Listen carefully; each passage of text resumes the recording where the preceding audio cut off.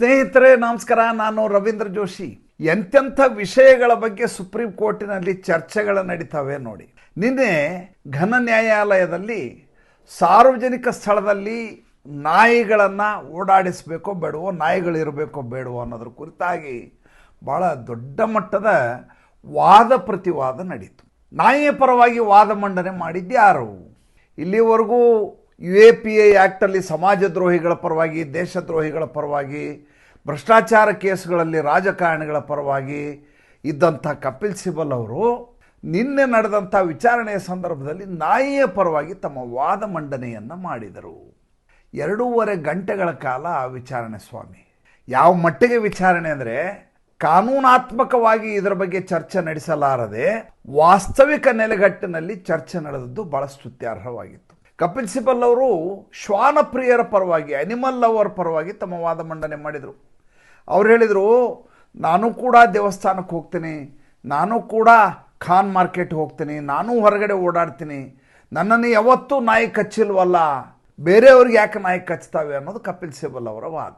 ನೋಡಿ, ನಾಯಿ ಕಚ್ಚೋದು ಇದೆಯಲ್ಲ, ಇದು ಯಾರಿಗೆ ನಿಜವಾಗಲೂ ಅರ್ಥ ಆಗತ್ತೆ ಅಂದರೆ, ಯಾರು ಪಾಪ ಜನಸಾಮಾನ್ಯರು, ನಮ್ಮಂತರ ಮಧ್ಯಮ ವರ್ಗೀಯರು ತರಕಾರಿ ತರಲಿಕ್ಕೆ, ಸಾಮಾನು ತರಲಿಕ್ಕೆ, ಕಿರಾಣಿ ಸಾಮಾನು ತರಲಿಕ್ಕೆ, ಮಕ್ಕಳ ಸ್ಕೂಲ್ ಬಿಡಲಿಕ್ಕೆ ಹೋಗ್ತೀವಲ್ಲ ಕೈಯಲ್ಲಿ ಬ್ಯಾಗ್ ಹಿಡ್ಕೊಂಡು, ಅಂಥವರಿಗೆ ಇದರ ಕಷ್ಟ ಗೊತ್ತಾಗತ್ತೆ. ಯಾರು ಸೈಕಲ್ ಮೇಲೆ ಓಡಾಡ್ತಾ ಇರ್ತಾರೆ, ಯಾರು ಸ್ಕೂಟ್ರ್ ಮೇಲೆ ಓಡಾಡ್ತಾ ಇರ್ತಾರೆ, ಅವ್ರಿಗೆ ನಾಯಿಯ ಕಾಟ ಏನು ಅಂತ ಗೊತ್ತಾಗ್ತದೆ.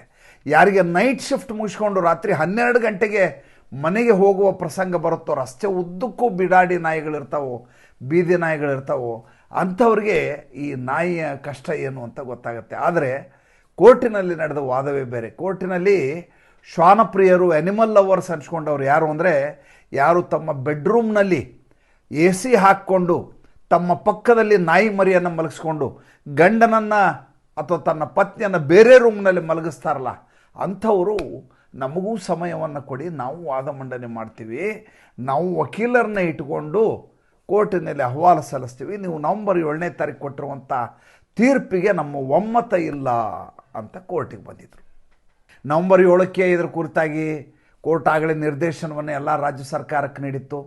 ನೀಡಿ ಎಲ್ಲೆಲ್ಲಿ ಬೀದಿ ನಾಯಿಗಳಿದಾವೋ ಅವನ್ನೆಲ್ಲ ಹಿಡಿದು ಹಾಕಬೇಕು ಅಂತಾಗಿತ್ತು, ಅದಕ್ಕೆ ಶೆಲ್ಟರ್ ಮಾಡಲಿಕ್ಕೆ ವ್ಯವಸ್ಥೆ ಮಾಡಬೇಕು ಅಂತಾಗಿತ್ತು, ಅಗತ್ಯ ಬಿದ್ದಂಥ ಚುಚ್ಚುಮದ್ದುಗಳನ್ನ ಕೊಡಬೇಕು ಅಂತಾಗಿತ್ತು.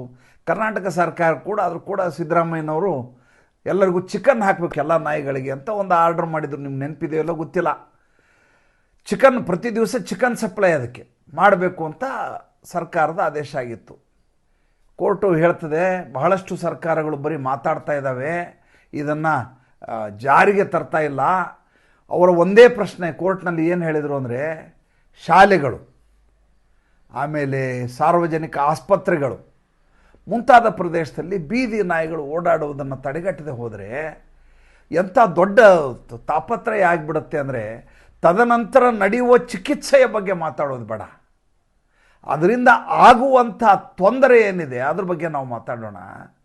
ಒಂದು ನಾಯಿ ಅಡ್ಡ ಬಂದರೆ ನಾಯಿ ಕಚ್ಚೋದ್ರಿಂದ ಮಾತ್ರ ಅಲ್ಲ, ಆ ನಾಯಿಯನ್ನು ತಪ್ಪಿಸುವಲ್ಲಿ ಅಪಘಾತದ ವಾಹನಗಳ ಅಪಘಾತ ಆಗಿರುವಂಥ ಬೇಕಾದಷ್ಟು ಉದಾಹರಣೆಗಳಿದ್ದಾವೆ. ಕೇವಲ ಕಚ್ತದೆ ಅನ್ನುವಂಥ ಕಾರಣಕ್ಕೋಸ್ಕರ ಮಾತ್ರ ಮಾತಾಡಬೇಕಾಗಿಲ್ಲ. ನಾಯಿಗಳು ಬೀದಿ ಮಧ್ಯೆ ಬರೋದರಿಂದ ವಾಹನಗಳ ಅಪಘಾತವನ್ನು ತಡೆಗಟ್ಟುವುದು ಹೇಗೆ? ಸ್ವತಃ ಜಡ್ಜ್ ಲಾರ್ಡ್ಶಿಪ್ ತಮ್ಮ ಅನುಭವವನ್ನು ಹೇಳ್ತಾರೆ. ರಾಜಸ್ಥಾನದಲ್ಲಿ ಇದೇ ರೀತಿ ವಾಕಿಂಗ್ ಹೋಗುವಾಗ ನಾಯಿ ಕಚ್ಚಿದ್ರಿಂದ ಆ ಮೈಲಾರ್ಡು ನೆಲದ ಮೇಲೆ ಬಿದ್ದು ಸೊಂಟ ಮುರ್ಕೊಂಡು 3 ತಿಂಗಳು ಆಸ್ಪತ್ರೆಯಲ್ಲಿ ಇರಬೇಕಾಯ್ತಂತೆ. ಕಪಿಲ್ ಸಿಬಲ್ ಅವರು ವಾದ ಭಾಳ ವಿಚಿತ್ರವಾಗಿತ್ತು ಮತ್ತು ವಿಲಕ್ಷಣವಾಗಿತ್ತು. ಅವ್ರು ಹೇಳ್ತಾರೆ, ಕಾಡಲ್ಲಿ ಸಿಂಹ ಓಡಾಡತ್ತೆ ಅನ್ನುವಂಥ ಕಾರಣಕ್ಕೋಸ್ಕರ ಉಳಿದ ಕುರಿಗಳು, ಜಿಂಕೆಗಳು ಅನ್ನನ್ನೆಲ್ಲ ಬೋನ್ನಲ್ಲಿ ಹಾಕ್ಲಿಕ್ಕೆ ಆಗೋದಿಲ್ಲ, ಅವು ತಂಪಾಡಿಗೆ ತಾವು ಓಡಾಡ್ತಾ ಇರ್ತಾವೆ. ಯಾವುದೋ ಒಂದು ಸಿಂಹ ತನಗೆ ಹಸಿವಾದಾಗ ಮಾತ್ರ ಕಚ್ಚತ್ತೆ ವಿನಃ, ಹಾಗಂತೇಳಿ ಸಿಂಹ ಇದೆ ಅನ್ನುವಂಥ ಕಾರಣಕ್ಕೋಸ್ಕರ ಎಲ್ಲ ಪ್ರಾಣಿಗಳು ಆಡಿಕೊಂಡು ಕೂತ್ಬಿಡೋದಿಲ್ಲ. ಆದ್ದರಿಂದ ಬೀದಿ ನಾಯಿಗಳು ಎಲ್ಲ ನಾಯಿಗಳು ಕಚ್ಚೋದಿಲ್ಲ. ಯಾವುದೋ ಒಂದು ನಾಯಿ ಕಚ್ಚಿದೆ ಅಂಥೇಳಿ ಎಲ್ಲ ನಾಯಿಗಳಿಗೂ ನೀವು ಪ್ರತಿಬಂಧ ಹೇರಿದರೆ ಹೇಗೆ? ಆವಾಗ ಸಾಲಿಸಿಟರ್ ಜನರಲ್ ತುಷಾರ್ ಮೆಹ್ತಾ ಒಂದು ವಾದ ಮಂಡನೆ ಮಾಡಿದ್ರು. ಅವ್ರು ಹೇಳಿದರು, ನೋಡಿ, ನಿಮಗೆಲ್ಲರಿಗೂ ಪ್ರಾಣಿಯ ಮೇಲೆ ಅಷ್ಟೊಂದು ಕಾಳಜಿ ಇದೆ ಅಂತ ಆದರೆ, ಎಲ್ಲೆಲ್ಲಿ ಕಮ್ಯುನಿಟಿಗಳಿದಾವಲ್ಲ, ಅಂದ್ರೆ ಕಾಲೋನಿಗಳಿರ್ತವೆ, ಅಪಾರ್ಟ್ಮೆಂಟ್ಗಳಿರ್ತವೆ, ಅಲ್ಲಿ ಕೆಳಗಡೆ ಒಂದು 10 ಹಸುಗಳನ್ನು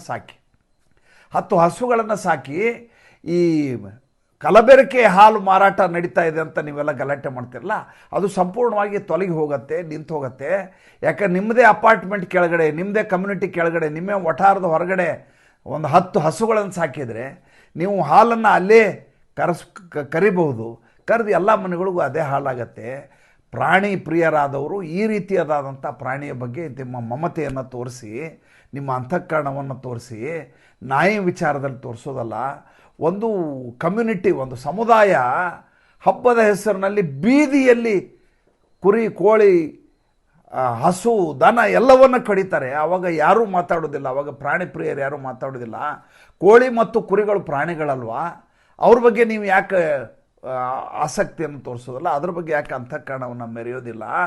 ನೀವು ತಿರ್ಗಾ ಮುರುಗಾ ನಾಯಿ ಬಗ್ಗೆ ಮಾತಾಡ್ತೀರಿ ಅಂತ ವಾದ ಮಂಡನೆ ಮಾಡಲಾಗ್ತದೆ. ಭಾಳ ಸುದೀರ್ಘವಾದಂಥ ವಾದ ಪ್ರತಿವಾದ ನಡೀತು. ಜಡ್ಜ್ ಹೇಳ್ತಾರೆ, ಇದನ್ನು ನ್ಯಾಯದ ನೆಲೆಗಟ್ಟಿನಲ್ಲಿ ನೋಡೋದಲ್ಲ, ಮಾನವೀಯತೆಯ ನೆಲೆಗಟ್ಟಿನಲ್ಲಿ ನೋಡಬೇಕು, ವಾಸ್ತವಿಕ ನೆಲೆಗಟ್ಟಿನಲ್ಲಿ ನೋಡಬೇಕು. ಬೀದಿ ನಾಯಿಗಳಿಂದ ಜನಸಾಮಾನ್ಯರು ಎಷ್ಟರ ಮಟ್ಟಿಗೆ ಕಷ್ಟವನ್ನು ಅನುಭವಿಸ್ತಾರೆ ಅಂತ ಅವ್ರು ಕೋರ್ಟಿಗೆ ಬಂದು ಮಾತಾಡಲಿಕ್ಕೆ ಆಗೋದಿಲ್ಲ. ಈಗ ನೀವು ಪ್ರಾಣಿ ಪ್ರಿಯರು ನಿಮ್ಮ NGOಗಳ ಮೂಲಕ, ಶ್ವಾನ ಪ್ರೇಮಿಗಳು NGO ಮೂಲಕ ಕಪಿಲ್ ಸಿಬಲ್ನಂಥ ವಕೀಲರನ್ನು ಇಟ್ಟು ಆರ್ಗ್ಯುಮೆಂಟ್ ಮಾಡ್ತೀವಿ. ಪಾಪ ಯಾರು ಅದರಿಂದ ವಿಕ್ಟಿಮ್ಗಳಿದಾರಲ್ಲ, ಈ ನಾಯಿಯಿಂದ ತೊಂದರೆಯನ್ನು ಅನುಭವಿಸ್ತವ್ರು ಯಾರಿದ್ದಾರೆ, ಅವ್ರಿಗೂ ಸುಪ್ರೀಂ ಕೋರ್ಟಿಗೆ ಮೊರೆ ಹೋಗಲಿಕ್ಕೆ ಲಕ್ಷಗಟ್ಟಲೆ ಖರ್ಚು ಮಾಡಿ ವಾದ ಮಂಡನೆ ಮಾಡಲಿಕ್ಕೆಲ್ಲ ಸಾಧ್ಯ ಆಗತ್ತೆ. ಸ್ಥಳೀಯ ನ್ಯಾಯಾಲಯದಲ್ಲಿಯೇ ತಮ್ಮ ಮೊಕದ್ದಮೆಗೆ ಅವರು ಹೋರಾಟ ಮಾಡಲಿಕ್ಕೆ ಆಗೋದಿಲ್ಲ, ಬೀದಿಯಲ್ಲಿ ಕಷ್ಟವನ್ನು ಅನುಭವಿಸ್ತವರು. ಇನ್ನು ಸುಪ್ರೀಂ ಕೋರ್ಟಿಗೆ ಹೋಗಿ ಸುಪ್ರೀಂ ಕೋರ್ಟ್ನಲ್ಲಿ ದೊಡ್ಡ ದೊಡ್ಡ ಲಾಯರ್ನ 15 ಲಕ್ಷ 20 ಲಕ್ಷ ರೂಪಾಯಿ ಕೊಟ್ಟು ಪ್ರತಿ ಹಿಯರಿಂಗಿಗೆ ಅವ್ರನ್ನ ಕರೆಸಿ ತಮ್ಮ ಪರವಾಗಿ ವಾದ ಮಂಡನೆ ಮಾಡು ಅಂತ ಹೇಳಲಿಕ್ಕೆ ಎಲ್ಲಿ ಸಾಧ್ಯ ಆಗತ್ತೆ ಅಂತ ಭಾಳ ದೊಡ್ಡ ಮಟ್ಟದ ಚರ್ಚೆ ನಡೀತು. ಕೊನೆ ಕೋರ್ಟ್ ಹೇಳುತ್ತೆ, ನೋಡಿ ಇದರ ಮುಂದಿನ ದಿನಾಂಕ 8ನೇ ತಾರೀಕು ಹಾಕಲಾಗಿದೆ. ಚೀಫ್ ಜಸ್ಟಿಸ್ ಸೂರ್ಯಕಾಂತ್ ಅವರು ಭಾಳ ಸ್ಪಷ್ಟವಾಗಿ ಹೇಳಿದ್ದಾರೆ, ಯಾವುದೇ ಪ್ರಕರಣ ಆದರೂ ಅದಕ್ಕೋಸ್ಕರ ಒಂದು ನಿಗದಿತ ಸಮಯವನ್ನು ಮಾಡೋಣ, ಇಲ್ಲದೆ ಹೋದ್ರೆ ವರ್ಷಗಟ್ಟಲೆ ಅದ್ರ ಬಗ್ಗೆನೇ ನೀವು ಚರ್ಚೆ ಮಾಡ್ತೀರಿ. ಆ ಪ್ರಕರಣದ ತೀವ್ರತೆ ಏನು, ಅದ್ರ ಬಗ್ಗೆ ವಿಚಾರಣೆ ಅಗತ್ಯ ಇದೆಯಾ ಇಲ್ವಾ, ಈ ಪ್ರಕರಣವನ್ನು ವಿಚಾರಣೆಗೆ ತೆಗೆದುಕೊಳ್ಬಾರ್ದಾ ಅನ್ನೋದನ್ನು ನೋಡಿ ಕಟ್ಟ ಕಡೆಯ ವ್ಯಕ್ತಿಗೂ ಕೂಡ ನ್ಯಾಯ ಸಿಗಬೇಕು. ಅವನ ಅಪ್ಲಿಕೇಶನ್ನು ವಿಚಾರಣೆಗೆ ಬರಬೇಕು ಅಂದರೆ ಅನಗತ್ಯವಾದಂಥ ಸಮಯಹರಣ ಆಗಬಾರ್ದು ಕೋರ್ಟ್ನಲ್ಲಿ ಅಂತ ಅವ್ರು ಹೇಳಿದರು. ಆದರೆ ಈಗ ನಡೀತಾ ಇರೋದೇನೆಂದರೆ, ನಡೆದ ವಾದ ಪ್ರತಿವಾದ ಆಸಕ್ತಿಕರವಾಗಿತ್ತು, ಕುತೂಹಲಕರವಾಗಿತ್ತು, ಮಾನವೀಯತೆ ನೆಲೆಗಟ್ಟಿನಲ್ಲಿತ್ತು, ಸರಿ. ಆದರೆ ಸುಪ್ರೀಂ ಕೋರ್ಟ್ನಲ್ಲಿ 2.5 ಗಂಟೆ ರಸ್ತೆಯಲ್ಲಿ ನಾವು ಓಡಾಡಬಾರ್ದು ಅನ್ನೋದ್ರ ಬಗ್ಗೆ ಚರ್ಚೆ ಆಗಿಬಿಟ್ರೆ ದೇಶದಲ್ಲಿ ನ್ಯಾಯದ ಗತಿ ಏನು ಅಂತ ನನಗನ್ನಿಸಿತು. ಮತ್ತೆ ಮುಂದಿನ ಸಂಚಿಕೆಯಲ್ಲಿ ಹೊಸ ವಿಷಯದೊಂದಿಗೆ ಬರ್ತೀನಿ. ಸಂಚಿಕೆ ಇಷ್ಟ ಆಗಿದರೆ ಲೈಕ್ ಮಾಡಿ, ಫಾಲೋ ಮಾಡಿ, ಶೇರ್ ಮಾಡಿ. ನಮಸ್ಕಾರ.